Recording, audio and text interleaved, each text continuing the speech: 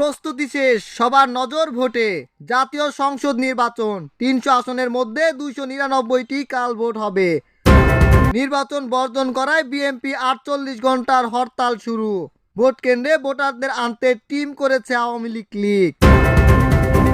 প্রচার শেষ হয়েছে গতকাল শুক্রবার সকাল 8টায়। শেষ সময়ের হিসাব নিকাশ মেলাতে ব্যস্ত প্রার্থী ও তাদের কর্মীরা।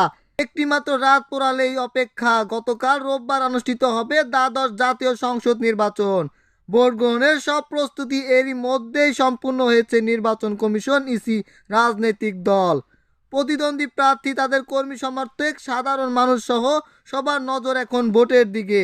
নির্বাচন কমিশন নিবন্ধিত 44টি রাজনৈতিক দলের মধ্যে ক্ষমতাসীন আওয়ামী লীগ সহ 28টি দল অংশ নিচ্ছে এই নির্বাচনে।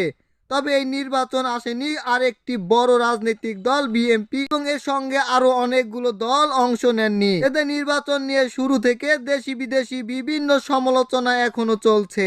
নির্বাচনকে একতরফা ও ডামি নির্বাচন আখ্যা দিয়ে বর্জন আহ্বান জানিয়েছেন বিএনপি ও সমমনার দলগুলো।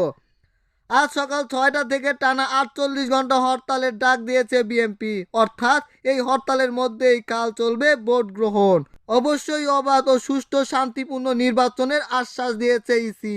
এদিকে অবাধ, সুষ্ঠু ও শান্তিপূর্ণ পরিবেশ, ভোটারদের অংশগ্রহণমূলক নির্বাচনের মাধ্যমে সব সমালোচনা জবাব দিতে চায় আওয়ামী লীগ সভাপতি ও প্রধানমন্ত্রী শেখ হাসিনা। আগামীকাল জাতীয় সংসদের 300 আসনের মধ্যে 299টি আসনে ভোট গ্রহণ করা হবে। একজন স্বতন্ত্র প্রার্থীর মৃত্যু নওগাঁ 3 আসনের নির্বাচন স্থগিত করেছে ইসি। সকাল 8টায় এগুলো সম্পূর্ণ জানানো হয়েছে।